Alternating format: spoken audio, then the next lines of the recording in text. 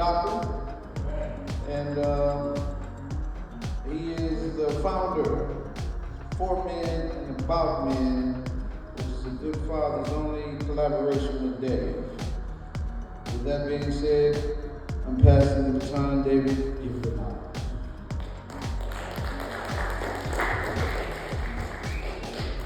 All right, while I'm getting prepared here, ooh, that really comes out deep. As I'm getting prepared here, you know, there's been a lot of things said that should inspire every young person here. It should motivate you, it should uplift you, it should encourage you to be your absolute best. It has been written in the scriptures that God said we are a masterpiece. He said that greater is He that's in us that's in the world. Too often we let the cares of the world dictate our life. The cares of the world are people, places, and things. And when you don't take time to take control of your masterpiece, which is you, and anybody know anything about a masterpiece, it has value. If you don't take time to give value to yourself, you probably won't be much value to no one else. They were talking about time a little bit, and I'm going to go into myself in a moment. You know, when I turned 50 years old, I realized I'd been on the planet 18,250 days. When I turned 65 years old, I realized I was on the planet 23,725 days. My pastor asked me as he turned 67 years old that he had been on, how long he had been on the planet, because he didn't calculate that out. I told him you've been on the planet 24,455 days. So I'm talking in the future. Most of us who are more seasoned were sitting in these chairs just like you. When I look at you, I see me. I see my buddies I grew up with. And over the course of time, as he talked about time being one of your greatest assets, how did I use my time? So you don't get do-overs. So you have to use your time wisely. So I set out in my youth, when I graduated high school at 16 and a half, to use my time wisely. But I wasn't always so wise. So let me tell you a little story, because I like telling stories. Building your house. An elderly carpenter was ready to retire. He told his employer contractor of his plan to leave the housing building business to live a more leisurely life with his family and his wife. He would miss the paychecks each week, but he wanted to retire and he felt they would get by. The contractor was sorry to see his good worker go, and he asked him, would you do one more building or a building on a house as a personal favor? The carpenter said yes. But over time, it was easy to see that his heart was not in his work. He resorted to inferior material and workmanship. It was unfortunate that he ended his great dedicated career this way. When the carpenter finished his work, his employer came to inspect the house. I'm gonna check it out, see his work. Then he handed him the front door key and told the carpenter, this is your house. My gift to you. The carpenter was shocked. What a shame if he had only knew he was building his own house, and he would have done it all so different. So it's with us. We build our lives day at a time, often putting less than our best into the building. Then, with a shock, we realize we have lived in the house we have built. If we could do it over, we would do it much different. But you can't go back. You are the carpenter. And every day you hammer a nail, place a board, and erect your wall. Someone said life is a do-it-yourself project. Your attitude and your choices you make today will help build the house you will live in tomorrow. We are tomorrow. All of us have lived your life. We are the future, meaning that down the road, you will one day get to be our age. As I told a couple of our mentorees, you once was Kyrie's age. You were 6. And then all of a sudden, time just slide on by. So while you're sleeping, while you're daydreaming, while you're playing on your phone, you're building your house. You are investing in the future. God said, I know the plan I have for your life. Plan for you to prosper, not for harm. Plan to give you hope and a future. How are you building the hope for your future? What are you doing? What are you doing with each nail, each board that you hammer on? You see, it's so important for you to recognize who you are. You are a gift from God, and God gave you breath and strength. Every day you wake up, that is a gift. And I know you look around, you see us old timers up, and say, oh, no, dude, they're old heads. They don't know what they talk about. And you know what? We said the same thing. We said the same thing. They don't know what they're talking about. They outdated, they're obsolete. They need to be in a museum. The reality of it is that you still aging. You still living. And if you don't prepare yourself now, as some person said, it's better to be prepared for an opportunity than not have one, than have an opportunity and not be prepared. Because that opportunity is showing up. And if I take opportunity out of the mix, it's situation. One of the things we talk about in the Army, and I spent 37 years of my life in the military. I went to college in Ohio. I won't say the school because there's a lot of Michiganders here. I went to college for a year. My parents couldn't keep me in. So I had to make a decision. Do I stay here and struggle, because I was the only one who had to work. Everybody else's parents were paying for it. Or do I make a decision to make a move I wanted to do anyway, was go to the military. So I decided to go in the military, and me and a buddy went on the buddy plane. He failed the test. He told me that he was going to take the test again. I'm young, see, because I got to school, I was 17 years old. He told me he was going to take it. He did not. So if someone talk about the company you keep, well, I went on, took the test, passed it, went home. I was the last of the Vietnam era. I went home, told my parents that I'm going to the military. My mother cried. My father said, good, boy. They do something good. Well, I contacted my buddy. He said, oh, man, I ain't going to do that. I'm just going to give me a job. I said, I'm cool in the game. When I went to the AV station, they told me they had no record of me signing up. So I had to do this process all over. I'm one of them guys that once I start something, it might be maybe a slow road, but I'm going to finish the race. That's just my style. I don't care how long it takes. Because I'm 65 and I'm still working on my PhD. I'm almost done.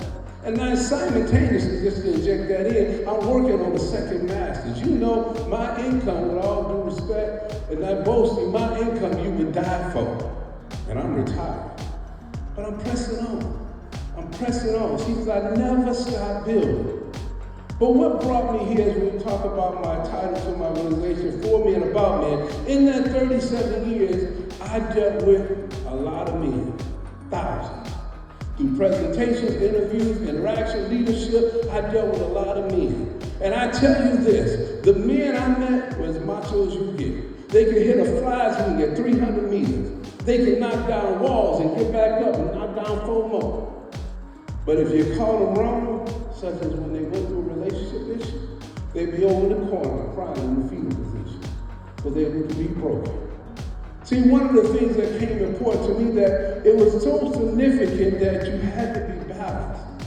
So this is what FM, For Me and About Me came about. See, it's a philosophy based on the 4 quadrants, which I believe is significant. Spiritual maturity, you are a spirit housed in a body. Don't let nobody tell you different. If you think I'm joking, go to a funeral and find out if that spirit's still in that body. That body's still here, but that spirit is gone. You need to develop a mental capacity. I would call it mental development. Because if you don't exercise the sound mind that God gave you, you're in trouble. You need to develop what I could call emotional intelligence, which is the big buzzword in the industries today. It's the ability to control and stabilize and find a balance with who you are emotionally. You see, the prisons are filled with reactive people. They are emotionally driven. You can't talk to nobody in the prison that won't tell you, man, I should have did this and I should have did that, because hindsight is always better than foresight. And then they reacted on something, like getting in the car with your boy because you don't want to think you lesser of a man, or a young man in this case. So you jump in because you want to be cool, you want to be accepted. Then you get caught up, now you're in the joint, now you got to meet up with some men just like you, reacting. And then you become compromised. You wonder how to get here. Poor decisions. See, I'm not a big fan of the word mistakes. This is a mistake. I'm talking and I knocked my computer over. It was unknowing. I'm all about the decision. We make decisions, and we like to call them mistakes, but they don't work in our favor. You see, you got to be willing to make quality decisions. Then there's about the physical development and maintenance. I used to be a master fitness trainer for the military, so I would go around to the military units, and I would bring their PT scores or PT regimen up to par, meaning they have to do physical fitness every day. And in the process, I would tell them in a conversation that you're not doing physical fitness for the military, you're doing it for life. If you see our population today, there are a lot of overweight individuals. Now, most of us don't come out 500-pound babies. So this is a process. Everything is a process. So we have to take the time to look at this house that we live in. Remember, this is the house you're building. If you don't take care of that house, eventually life will end up compromising your house. So it's so important that we recognize that we have to balance these four quadrants. I've been taught the chairs you sit on have four legs. Any one of them get broken, or any two of them get broken, that chair is compromised. You won't be able to sit in it.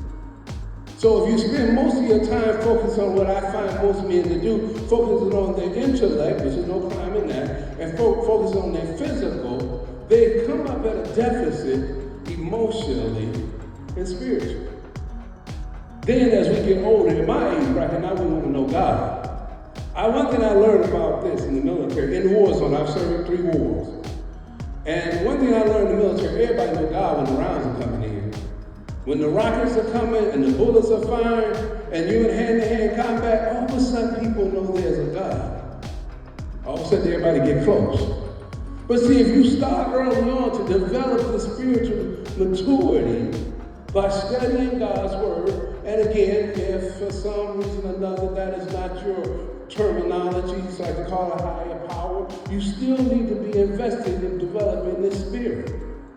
Because as you develop the spirit, develop a level of spiritual maturity, you begin to make quality decisions on those emotions. And as you develop those emotions, the first part of emotional intelligence is self-awareness. The Bible will tell us that let a man examine himself. If you notice, even in people's conversations, 99% of the time they're talking about everybody else. They're pointing all the faults to everybody else. Something wrong with him, something wrong with her. But they never look in that mirror to examine themselves.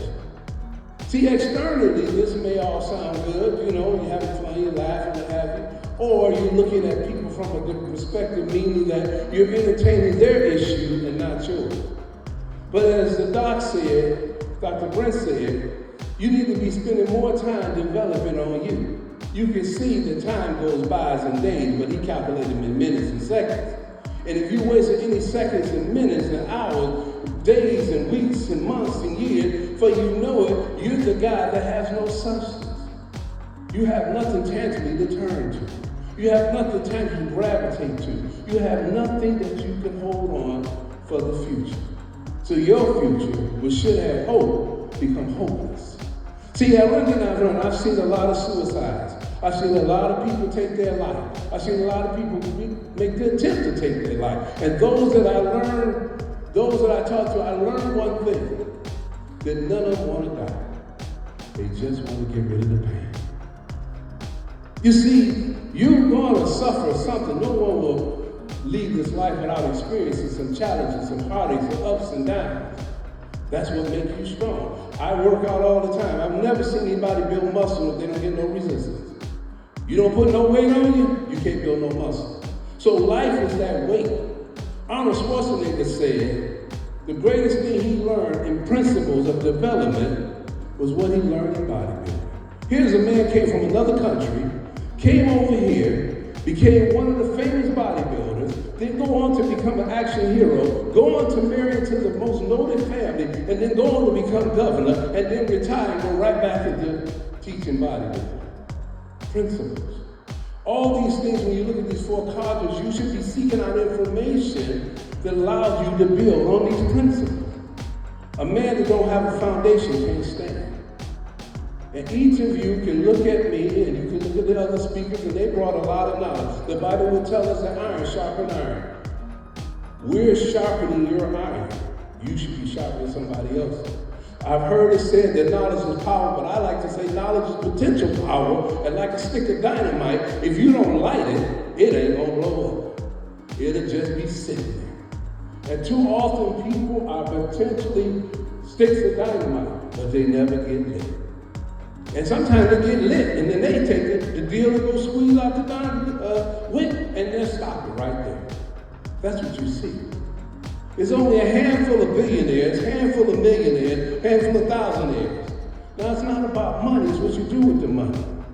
And if you use the money wisely, you can change the world. I think it's a young rapper, we talk about Africa, I think it's a young rapper, Akon is his name or something of that nature. He is building his own empire over in Africa. Make it look like Wakanda. You see, he understood the power that he had within him.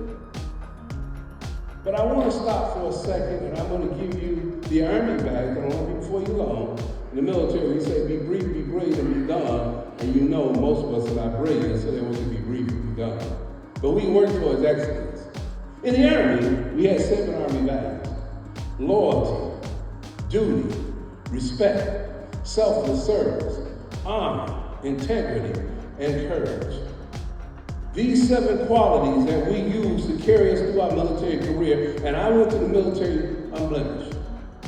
No write-ups, no Article 15, no trouble. That's almost unheard of, especially when you're young. But I learned quickly to learn the standards and the value of the military to carry me through. Now, was I saying? Far from it. Far from it. But I understood enough to use those principles to help me excel. See, in manhood, it's a journey. It's a process. You never stop developing in your manhood. I often say to people, you don't define my manhood. God and me. Because your definition of me may be different than I have of myself. And there was a teacher that predicted 5 kids' life when I was in middle school. I was probably the poorest kid in the school. And she said that Johnny would be an athlete, Dennis be an engineer, Leslie would be a teacher, Emmanuel would be a scientist, and I'd be a factory worker with 5 kids. Well, the kids laughed because in the time I was growing up in the 60s, factory workers didn't get that kind of credibility. They weren't lined up with doctors and lawyers and teachers. They made $12,000 a year, I know. But in the process, let me tell you what happened to speed the story up. Leslie did become a teacher. Johnny never got past 5'4", so he never really got tall enough to be the athlete he wanted to be. Emmanuel became a drug addict. He could have been a scientist, but he became a drug addict. And Dennis became an engineer because that's what I went to school with. And I never seen the inside of a factory. So the teacher that made that prediction when I got my first degree, I went back to that school. I went to McKinsey. She was the principal. And I spoke. And this is what I said.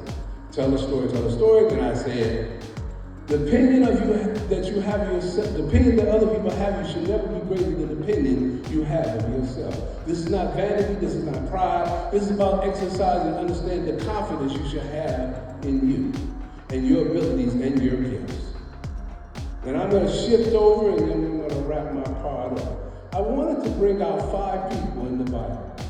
And I think they were significant. So someone talked about relationships. And I think this is really important because one of the downfalls for men is women. Not in the bad way. God intended us to be alone. He pulled the woman for our ribs.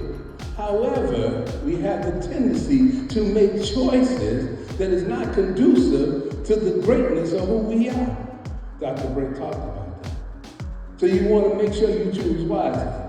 And you want to make sure who you're listening to, known as that sexy woman or girl who you might be attached to. Let me tell you about these 5 guys and I'll close out. The first one was Adam. You see, Adam was given dominion day one. He was given the ability to govern, to maintain, and control what was going on in the environment.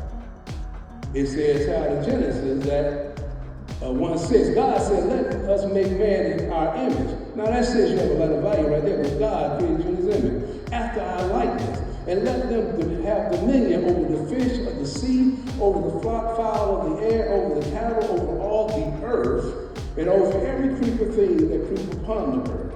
However, Adam gave up his dominion. He ate of the whatever fruit it was they called it, and at that point, his whole life was changed out of it. The next one is Abraham. Abraham was known to be a man of faith. I'm blocking one of the presenters talked about faith, but faith is so significant. You can't do nothing without having faith. The old saying is, you have a lot of faith already because you're sitting in that chair, because I see one person check the boats to make sure they're going to hold you up. So you exercise faith all the time. And you came in this environment, you exercise faith because you didn't know what was going to happen. Those are called the unpredictable. But it's been said in Genesis 15:6, and he believed in the Lord, and he accounted him for his righteousness. Basically, the Apostle James said that because of his faith, Abraham became a friend of God. So we need to be able to ensure that we exercise faith. The third person is Samson, and that is a man of strength. God chosen man. But Samson gave up his strength to Delilah. And here's one of the scriptures that gets all of us. Judge 16:15-6 said, then she said to him, how can you say I love you when you won't confide in me? This is the third time you made a fool of me and haven't told me the secret of your great strength. With such nagging, she poked him day after day until he was tired of death of it. That's how powerful the woman can get you in a trap. And in the process, Samson lost his strength by listening to Delilah. And then there was David, a man of courage. David displayed courage, and most of you have heard this simple story of the fight with Goliath. He stepped up when grown men wouldn't step up. But unfortunately, the relationship he had with Bathsheba cost him to not exercise courage in the right area. And last but not least, there's Solomon, a man of wisdom. Solomon was a man of wisdom, asked God the basic things. Give me knowledge, understanding, and wisdom to be able to lead Egypt. Unfortunately, as he grew older, he turned his heart from God, which his father served well, and devoted his time and energy to the wives. You see, it's so important for us to recognize we cannot give up our dominion, we cannot give up our faith, we cannot give up our strength, we cannot give up our courage, and we should give up our wisdom. It's so important for us to be wise stewards as we travel through this thing called manhood. It's a journey, it's a process, and it's forever required for you to build upon it. If you don't build upon it today, you will pay for it tomorrow. So let me conclude. We need to develop our spiritual life by making it our primary focus, first and foremost, to study God's Word or advance in your education, if you will. Strive to build a relationship with God or your higher power with all your mind, heart, and soul. Secondly, we must begin to develop the true self-awareness as it relates to emotional intelligence in order to be able to better understand self and others. Thirdly, we must educate ourselves to understand how the mind really works, because he said it's the most greatest asset and organ in your system.